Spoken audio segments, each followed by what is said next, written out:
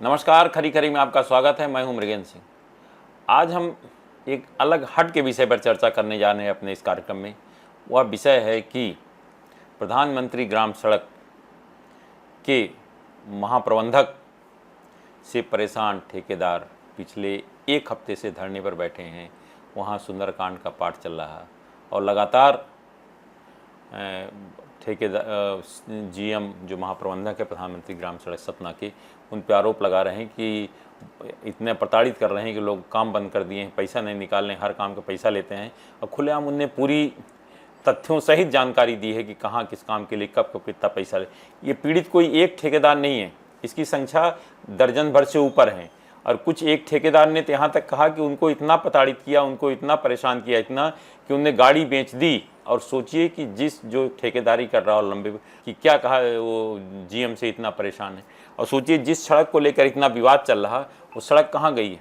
मध्य प्रदेश सरकार की राज्य मंत्री श्रीमती प्रतिमा बागरी के घर तक बनी है। अब सोचिए कि जहाँ प्रदेश सरकार के राज्य मंत्री के घर तक अगर कोई सड़क बनी है और उसके पेमेंट के लिए अगर पैसे मांगे जा रहे हैं और वह भी तरह तरह से प्रताड़ित करके, सोचिए क्या हाल होगा प्रदेश में कि कितना भ्रष्टाचार हो रहा है, कितना ठेकेदार पीड़ित हैं। और कारण इसमें सही तो जांच में पता चलेगा, लेकिन मुझे लगता है शायद ही किसी जीएम के खिलाफ इतना ठेकेदारों ने विरोध किया। और थोड़ी बहुत विरोध चलता है ज्ञापन देना, लेकिन एक हफ्ते तक लगातार, इसका मतलब ये साफ है कि कहीं न कहीं गड़बड़ है। और जो भी वहाँ के जीएम हैं उमेश साहू सतना प्रधानमंत्री ग्राम सड़क के, उसको प्रताड़ना से लोग तंग हैं। तभी जाकर अब ये बताइए, किसी को अगर लगातार काम करना है, कहीं उसी विभाग में काम करना है जिसका वो अधिकारी है, तो क्यों इस तरह के धरना प्रदर्शन करेंगे, क्यों उससे विरोध लोगे? इसका मतलब है कि जब पानी सर से ऊपर हो गया है तभी लोगों ने धरना प्रदर्शन किया। और आज स्थिति बहुत ही खराब हो गई है, लोग वहाँ काम करने के लिए तैयार नहीं। बताया जाता 13 तारीख को एक बड़ा टेंडर है प्रधानमंत्री ग्राम सड़क का, तो लोग उसमें भी शामिल नहीं होंगे। इस पूरे घटनाक्रम के संबंध में पब्लिक वाणी ने जब प्रधानमंत्री ग्राम सड़क के सीओ वरिष्ठ आईएएस अधिकारी दीपक आर्य से बात की, तो उनका कहना था पूरी जानकारी, उनको पूरे मामले की जानकारी है और उसको नज़दीकी नज़र रखे हुए देख रहे हैं। सीजीएम जो नए गए हैं वहाँ संजय वर्मा को जांच के लिए भेजा है, उनकी रिपोर्ट आने के बाद कार्रवाई की जाएगी। उन्होंने साफ कहा है कि किसी के साथ जाति नहीं होगी, जो भी गलत होगा उसके खिलाफ कार्रवाई की जाएगी, लेकिन जांच रिपोर्ट आएगी, तथ्यों के आधार पर ही आगे कार्रवाई होगी। अब इस संबंध में क्या पूरा मामला है, मैं आपको जो ठेकेदार हैं पीड़ित जो बनने, उन्हीं से सुनिए क्या कहा है आपके अनिल सिंह परिहार ने। ये हमारे सतना जिले में प्रधानमंत्री ग्रामीण सड़क योजना में इनके जीएम हैं, महाप्रबंधक होते हैं उमेश साहू जी। उमेश साहू जी ने यहाँ मतलब एक डिक्टेटरशिप चला के रखी है और एक तरफा ये भ्रष्टाचार में टोटल संलिप्त है। भ्रष्टाचार के अलावा इनका कोई काम नहीं है। जैसे हम काम करते हैं और काम करने के बाद जब हमारा काम पूरा हो जाता है तो उसका कंप्लीशन सर्टिफिकेट जारी होता है कि आपका काम कंप्लीट हो गया।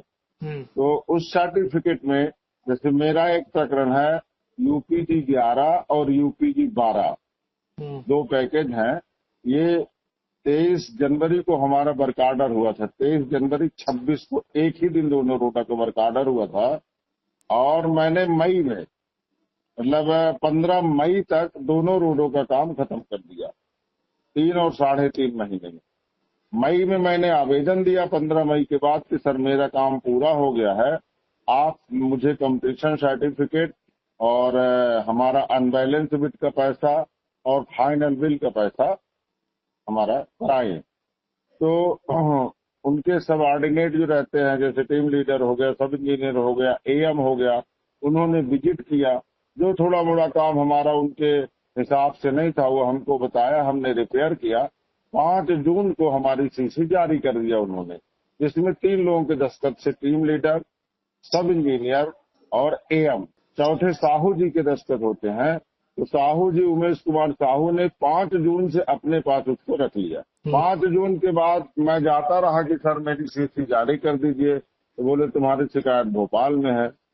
मैंने कहा सर किसने शिकायत किया है, क्या शिकायत किया है, आप रोड देख लीजिए, क्या दिक्कत है हमको बताइए।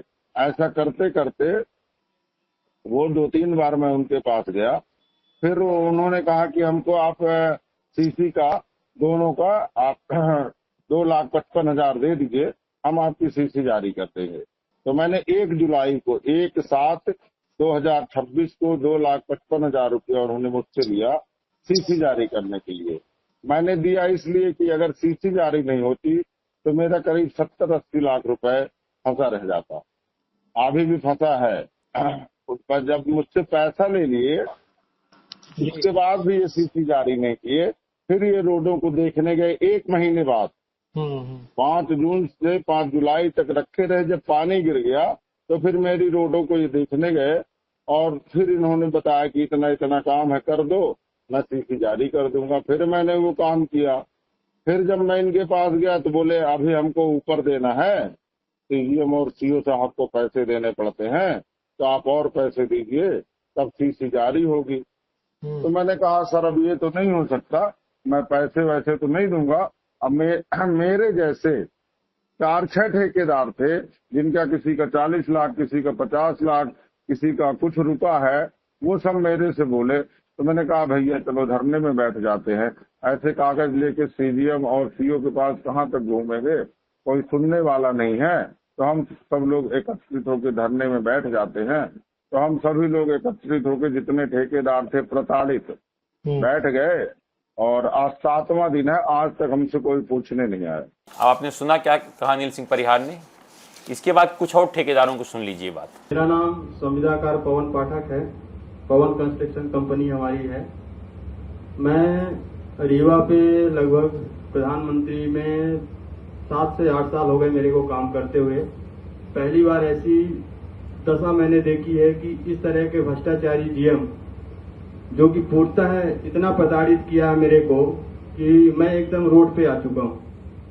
और इस प्रताड़ना को देखते हुए मेरे को सोशल मीडिया के माध्यम से पता चला कि कुछ बहुत सारे संविदाकार वो भी परेशान थे और सतना में एक आंदोलन टाइप पे कार्यक्रम चल रहा था। उसी दरमियान मैं भी आया और मैं भी इस पीड़ा से प्रताड़ित होकर उन सबसे मिला भी और उनसे हमने अपनी प्रताड़ना बताई। प्रताड़ना बताने के बाद उनका सबका सहयोग, जितने संविदाकार थे, वरिष्ठ संविदाकार भी थे, हमारे सहयोगी संविदाकार भी थे, हमारे उम्र के संविदाकार हैं, क्योंकि हम लोग की नई उम्र है और नई उम्र होने के कारण बड़ी जो हमारे वरिष्ठ संविदाकार हैं उनसे कुछ न कुछ सीखने के लिए मिलता है। छोटी उम्र होने के कारण हम लोग को इतना प्रताड़न किया गया है कि हमारे 3 पैकेज टर्मिनेट किया गया। मांग नहीं मानी जा रही है तो कब मैं आप राय करूंगा। इसकी समस्त जिम्मेदारी पीआईजीएम उमेश साहू जी की होगी। ये आपने सुना इनका पूरी चीज़। पिछले 1 हफ्ते से धरना चल रहा लगातार, उसमें लोगों को ज्ञापन कलेक्टर को दिया, एसडीएम आकर ज्ञापन लिए, सीओ जिला पंचायत से लिए, प्रदेश सरकार की मंत्री प्रतिमा बागरी को ज्ञापन दिया। देखिए सब पूरे उनने किया, लेकिन जरा भी जू किसी के कान में नहीं रेंग रही। अब जब इस मामले में ज़्यादा हंगामा हुआ तो जो मेरी जानकारी शायद उमेश साहू को 15 दिन के अवकाश पर भेज दिया गया है। अभी शायद मौखिक आदेश हैं, अब देखिए आगे क्या होता है। लेकिन बताया जाता है कि उमेश साहू जहाँ भी रहे हमेशा विवादास्पद रहे हैं, चाहे कटनी में उनकी पोस्टिंग रही हो, उमरिया में रही हो, वहाँ ठेकेदारों उनके खिलाफ हमेशा आंदोलन किया है और उनकी आदत में है लोगों को परेशान। देखिए इसको परेशान किस तरह किया, देखिए किस तरह लोगों को परेशान किया जाता है। अब जैसे आपको मालूम है जो युद्ध चल रहा है ईरान और अमेरिका के बीच, उसके कारण चीज़ें कितनी महंगी हो गई है। डामर की कीमतें 2.5 से 3 गुना बढ़ गई। अब वो बीच सबसे ज़्यादा डामर की कीमत महंगा हुआ था 15 अप्रैल के दिन। उस दिन का जो बिल बनाने के लिए अगर बनता तो सब ठेकेदारों को उनका जितना काम था उतना मिलता जो उस समय रेट था। लेकिन जो जीएम साहब हैं उन लोगों को परेशान किया कि हमें अगर इतना % नहीं दोगे तो जिस दिन सबसे कम रेट था उस दिन का बिल बनाया गया जब काम कंप्लीट हो गया। नियम ये कहता है कि जिस दिन काम कंप्लीट हुआ उसी हिसाब से बिल बनना चाहिए। जैसे एक मामले में कहा जा रहा है कि यहाँ ठेकेदार गलत हैं। जो हमारी प्रधानमंत्री ग्राम सड़क के सीओ दीपक आर्य से बात हुई, उनका कहना है कि 5 तारीख को जब काम कंप्लीट हो गया था तो ठेकेदार चाह रहे थे कि 10 तारीख को उसका बिल बने, क्योंकि 10 तारीख को डामर के रेट ज़्यादा हो गए थे। इस कारण ये विवाद है, लेकिन वो हो सकते हैं एक कारण, लेकिन असली कारण कुछ और है जो वहाँ के जीएम साहब छिपा रहे हैं जीएम को बचाने के लिए लोग उनको तरह तरह के कर रहे हैं। लेकिन मुझे लगता है चूँकि दीपक आर्य एक अच्छे और ईमानदार अधिकारी हैं, तो मुझे लगता है कि जिस तरह से उन्होंने जीएम संजय वर्मा सीजीएम नए जो गए संजय वर्मा को भेजा, उसकी जांच रिपोर्ट के बाद जरूर कार्रवाई करेंगे। देखिए ऐसा है कि अगर सरकार का विकास करना है, काम करना है, तो काम तो ठेकेदार ही करेंगे। अगर ठेकेदार को इतना प्रताड़ित किया जाएगा कि काम छोड़ देगा, काम नहीं करेगा, तो कैसे काम होगा। वैसे भी देखिए स्थितियाँ ऐसी हो गई है, एक तो ठेके में इतना कंपटीशन हो गया कि लोग लो रेट में लेंगे, फिर उसके बाद बिलों को भुगतान के लिए भी हाथ पैर जोड़े, और उसके बाद सबके परसेंट तय हैं कि इतने परसेंट ये लेंगे, इतने परसेंट ये लेंगे, उसके बगैर उसके बिल ही नहीं बनता। और देखिए बिल सरकार तो सब कुछ कहती है कि ऑनलाइन हो गया है, तो अगर पैसा ऑनलाइन आता है तो क्यों उसको रोका जाता है? 10-10 दिन, 15-15 दिन, 20-20 दिन पैसा ऑनलाइन इसलिए रोक लिया जाता है कि जो आएगा ठेकेदार परेशान होकर, तो जो हमें अच्छा परसेंट देगा उसके पैसा जाएगा।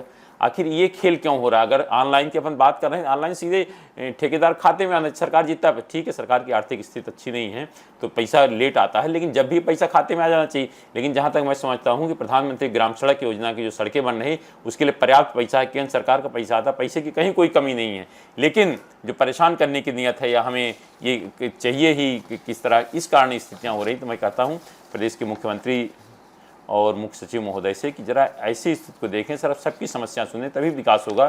क्योंकि अगर अधिकारी कुछ भी कह दें और कि हम मनमानी तरीके से काम करें, हम काम नहीं करने देंगे। इसीलिए देखिए अगर देखा जाए तो कुछ विभागों में भले हम बड़े बड़े वादे करें कि ऐसा हो रहा है, लेकिन विकास की गति धीमी हो गई है। मध्य प्रदेश की स्थिति है कि ठेकेदार, बाहरी लोग काम करने को तैयार नहीं। इस पर सोचना चाहिए कि आखिर क्या हो गया कि मध्य प्रदेश में लोग आज काम करने के लिए तैयार नहीं। क्या भ्रष्टाचार बहुत ज़्यादा हो गया या और कोई कारण है, लोग और परेशानी हो रही, फील्ड में काम नहीं कर पा रहे हैं। अब सबसे स्थिति होती है, मध्य प्रदेश एक ऐसा राज्य है कि अगर किसी ने सड़क निर्माण के लिए टेंडर ले लिया, अब पता चला कि प्राइवेट ज़मीन है, तो प्राइवेट ज़मीन मिल ही नहीं सकती। मिल इसलिए नहीं सकती कि वहाँ कोई साथ देने के लिए तैयार नहीं होता, ना तो प्रशासन जाता वहाँ के भैया लोगों से बातचीत करके जो भी मुआवजा या जो भी नियम प्रक्रिया उसके तहत काम करे। लेकिन ऐसा नहीं होता है, कोई जाता ही नहीं है, ठेकेदार परेशान होता रहे, और जब टाइम लिमिट खत्म हो जाती है उसको नोटिस दिया जाता है। आखिर कोई भी सड़क बनाएगा तो तभी सड़क बनाएगा ना जबकि उसको जगह मिलेगी। अगर जगह नहीं होगी सड़क कहाँ? कई ऐसे मामले सामने आए हैं जिसमें ठेकेदारों ने काम नहीं कर पाया, बाद में ब्लैक लिस्टेड कर दिया, उनको करोड़ों का नुकसान हुआ, लेकिन असली बात कोई सुनने को तैयार नहीं। तो मैं तो कहूँगा इस तरह से चीज़ों से बचने के लिए सरकार को स्वतंत्र रूप से भी देखना चाहिए कि आखिर परेशानी क्या। ठेकेदार भी गलत हो सकते हैं, अधिकारी भी गलत हो सकते हैं, हो सकता है दोनों सही हो अपने। तो सब चीज़ों को लेकर भी एक ऐसा सरकार को रास्ता निकालना चाहिए कि कहीं गलत ना हो और काम भी हो। क्योंकि अगर ठेकेदार किसी जीएम के खिलाफ बोल रहे हैं तो निश्चित रूप से कहीं न कहीं गड़बड़ी जरूर होगी। आखिर जब जिस दिन सीसी बन जाती है, जिस दिन से कंप्लीट उस दिन बिल क्यों नहीं बना जाता? अगले दिन बना दो, लेकिन 10-10 दिन, 15-15 दिन नहीं बनाया जाता है। जो सबसे ज़्यादा विरोध हो रहा था इस समय, जब ये लोग ठेकेदारों पर दबाव था समय सीमा में काम करने का और डामर के रेट बहुत ज़्यादा हो गए थे, तो उस समय इनने क्या किया जीएम साहब ने कि जिस दिन रेट सबसे कम था उस दिन का बिल बना रहे। बताया जाता है उसके पहले लोगों से बुला के बातचीत भी कि हमें ये चाहिए। वो मैं उन पे आरोप नहीं लगा रहा हूँ, ना ये कह रहा हूँ कि वो गलत हैं, लेकिन जो ठेकेदारों ने बताया उस बारे में बता चुका। आपने सुनाए भी ठेकेदारों ने क्या कहा, इसलिए हम उन पे आरोप नहीं लगा रहे हैं। हम जो ठेकेदार बोल रहे हैं उसके बारे में कह रहे हैं अब कि जिस दिन अगर काम कंप्लीट हो गया है, अगर इसकी जांच भी कराई जा सकती है, अगर काम कंप्लीट है उसी दिन सीसी बन जाए, चाहे जो भी डामर का रेट रहे। आप पता चला कि वेट कर रहे हो, जिस दिन डामर का रेट कम हो जाए क्योंकि ठेकेदारों को आपको परेशान करना है, तो इसकी भी जांच होनी चाहिए कि वास्तव में काम कम कंप्लीट हुआ और कब बिल बनाया, अब बिल किस डेट में क्या स्थिति उस समय। अगर ये हो जाएगा बहुत सारे लोगों को पता चल जाएगा कि आखिर क्यों लोग परेशान हैं, काम नहीं कर पा रहे हैं। लेकिन मैं एक बार फिर सरकार से अनुरोध करूंगा कि इस तरह के मामले को देखें और जिसकी परेशानी किसकी है उस पर भी ध्यान दें, क्योंकि दोनों की परेशानी हो सकती है। आज सिर्फ इतना ही। इस तरह खबरों के लिए हमारे चैनल पब्लिक वाणी सब्सक्राइब करिए। आपके पास भी कोई खबर है तो हमें ज़रूर बताएं, क्योंकि हमारा नाम है पब्लिक वाणी।